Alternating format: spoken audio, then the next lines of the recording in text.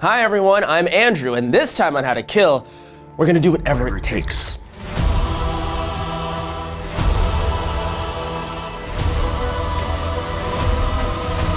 Earth's mightiest heroes have saved the world 100 times over, but since Thanos just handed them their asses in Infinity War, we thought we'd make a handy-dandy guide for all you wannabe conquerors out there, before the Avengers inevitably return after Endgame. So shine up your shield, unleash your androids, and snap your fingers, because this is how to kill the Avengers. Now, we're not talking about individual Avengers. If we went through every time Tony and Steve died, we'd be here till phase 6 of the MCU. We're also not going to go over all the times the Avengers disbanded because superhero shakeups have been part of the formula since issue number 16. Who cares if a band breaks up, you know what I mean? Broke up?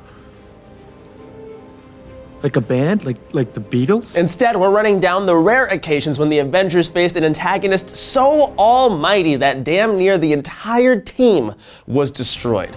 Like the time they were killed by Korvac. Who would have thought that one of the Avengers' deadliest foes would begin life as an IT guy? I've got a gun! I've got a ready gun! I've got a freaking gun! I've got a freaking gun! Michael Korvac was born in the year 2997 in the alternate Earth 691, inhabited by the original Guardians of the Galaxy. The computer technician turned cyborg eventually made his way to Earth 616, where he stumbled across the space station of Galactus.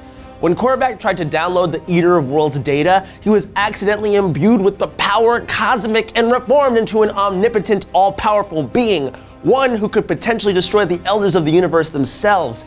This is why you uninstall LimeWire on the family computer. One said elder, the Collector, realizes that Korvac is bad news bears, so he gives his daughter Karina a massive power upgrade to take him down. Unfortunately, she falls in love with Korvac, and the two settle down in Forest Hills. Aw. If you don't know, Forest Hills is a beautiful neighborhood in Queens in New York. A little far out for all of us, I think. But when their ruse is exposed, the two are forced into battle against the Avengers, and they wipe the f***ing floor with them on some ShamWow shit, on some this isn't even fair shit. Now, this one is kind of on the Avengers. Instead of teaming up for a unified strategic strike, they just kind of attack him individually like ninjas in a bad Chuck Norris movie.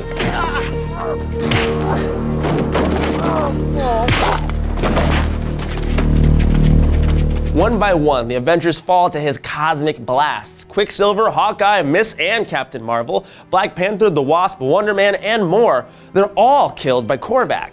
But when he senses doubt from his lover Karina, he's overcome by the horror of his actions.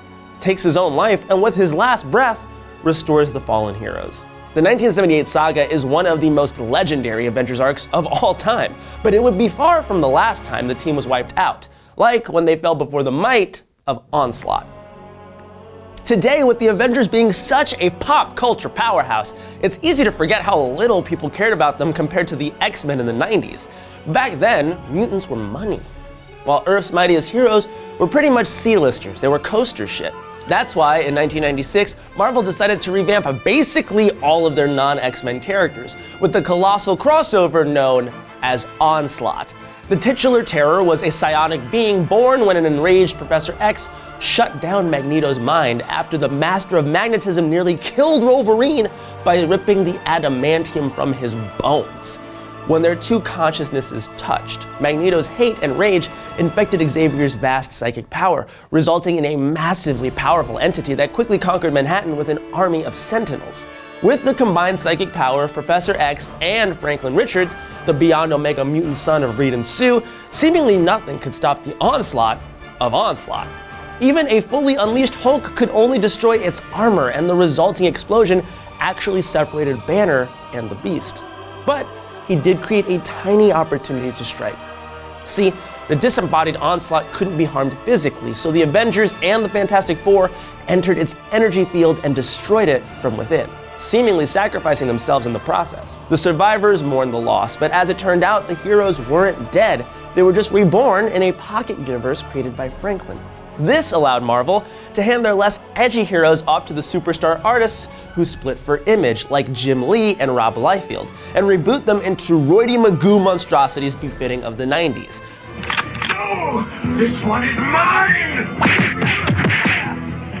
Much like Batman, Spider-Man, Superman, and pretty much every comic character of the era. Surprising literally no one, the experiment was a massive failure and the original heroes quickly returned. The post-Onslaught Avengers were a welcome sight, and the resulting run by Kurt Busiek and George Perez is one of the greatest in the team's long and storied history. But alas, all good things must come to an end, and the Avengers were eventually disassembled. The Avengers were still struggling by the mid-2000s, so Marvel decided to shake things up by taking a page from the distinguished competition. Much like Grant Morrison rejuvenated the Justice League by ditching all the second-tier spin-offs and bringing all of DC's heavy hitters back together, Marvel hoped to boost the Avengers by making a new team with their most popular heroes, like Spidey and Wolverine. But before the new Avengers could debut, they had to get rid of the old ones. Bring out your dead! Here's one. Ninepence. I'm not dead. What? Spring cleaning, baby. Enter the controversial crossover Avengers Disassembled.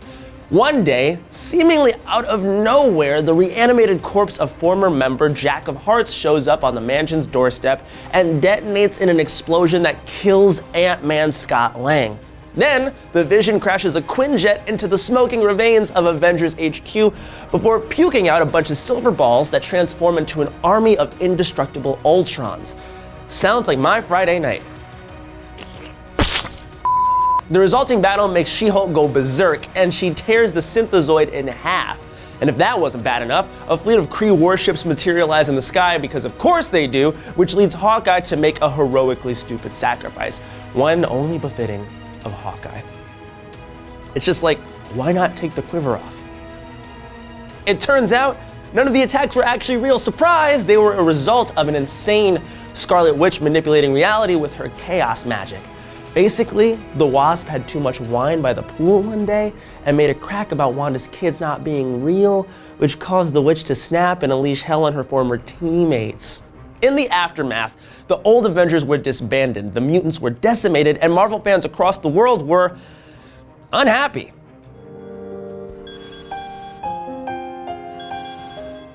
It was just a dour, depressing story that left a bad taste in fans' mouths, nearly ruined beloved characters, and killed off even more in a half-assed attempt to move more comics.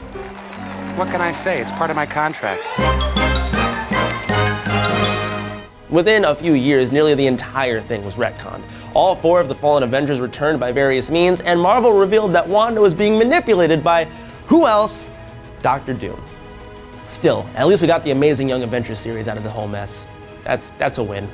Now, it doesn't always take an out-of-character betrayal to kill the Avengers, especially when you're a mad titan with nearly limitless power. Because for Thanos, killing the Avengers was a snap. Now, stop me if you've heard this one before. Titan meets the embodiment of the ethereal concept of death. Titan falls in love, secures the most powerful weapon in existence, and destroys half of all life in the universe just to impress his new crush. I've been there. My lady, protect me! Not only that, but he makes mincemeat out of the surviving heroes too, even when he limits his powers to prove a point. He suffocates Cyclops, shatters Thor, and smothers Namor and She-Hulk. With his total victory, Thanos leaves his physical body behind, which gives his granddaughter Nebula the chance to steal the gauntlet for herself. Adam Warlock then convinces the now powerless Thanos into helping the good guys, and he fools his former protege into restoring the universe back to what it was, and bringing all the Avengers back to life. Obviously, Jim Starlin's saga is the foundation for Infinity War, although the movie does make some drastic changes. For example, Mistress Death is nowhere to be found, which kinda disappointed me, and instead, Thanos is driven by a despicable desire for balance. As all things should be. He also doesn't personally end the lives of any Avengers except for Gamora, Vision,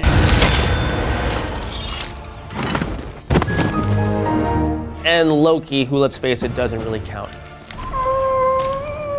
Also honorable mention Heimdall, who is not an Avenger, but made me cry the most.